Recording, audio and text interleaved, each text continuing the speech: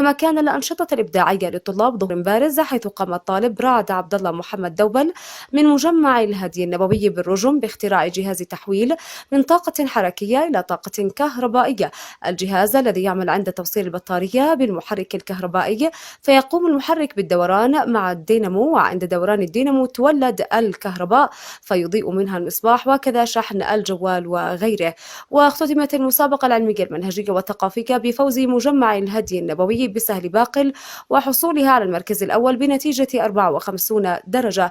وأكد حصول مجمع الفجر الجديد بسوق الخميس على المركز الثاني بنتيجة 37 درجة. وأكد حصول مدرسة الفتح بالعيازر على المركز الثالث بنتيجة 31 درجة على مستوى الشهادة الثانوية العامة.